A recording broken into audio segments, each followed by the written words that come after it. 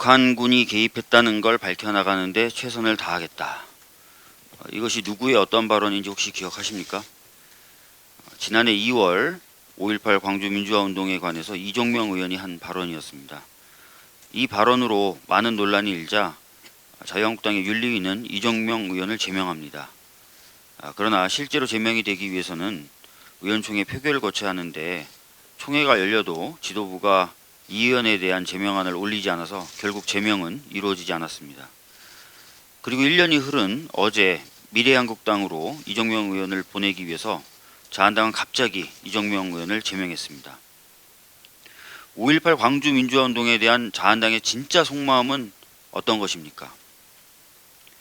그리고 기존 정당에서 국민의 요구에 따라 제명하기로 했던 의원이 가는 미래한국당은 과연 어떤 정당입니까?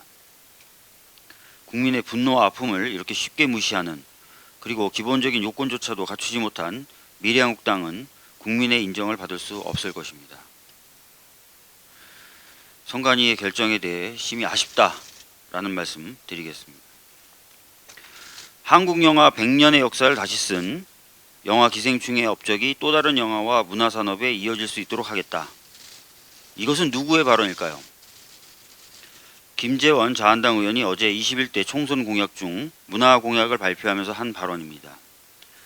잘 아시겠지만 봉준호 감독은 이명박 정부 때는 국가정보원이 꼽은 좌성향 예술인 82명 가운데 강성 성향으로 분류됐었고, 박근혜 정부 때는 좌성향 문화예술인 249명 중에 B등급에 포함된 적이 있는 사람입니다.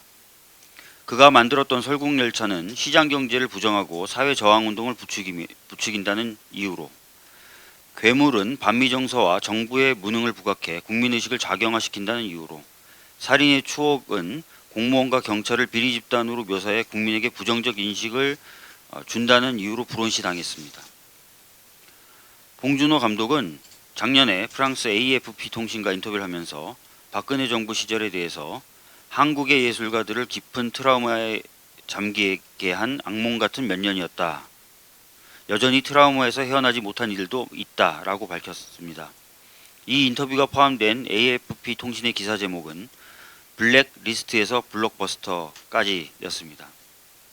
우리 국민들은 봉준호 감독이 문학의 블랙리스트에 올라서 각종 지원과 기회로부터 배제되었던 것을 분명하게 기억하고 있습니다.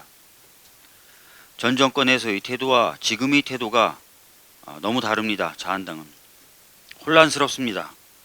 영화와 예술에 대한 자한당의 진정한 속마음은 어떤 것입니까? 자한당이 문화와 예술의 발전을 위해 노력하겠다고 입장을 밝힌 것은 환영합니다만, 우선 기생충의 아카데미 석권은 한국 민주주의의 승리다라는 미국 워싱턴 포스트의 이야기에 귀를 기울여 주었으면 합니다. 이상입니다.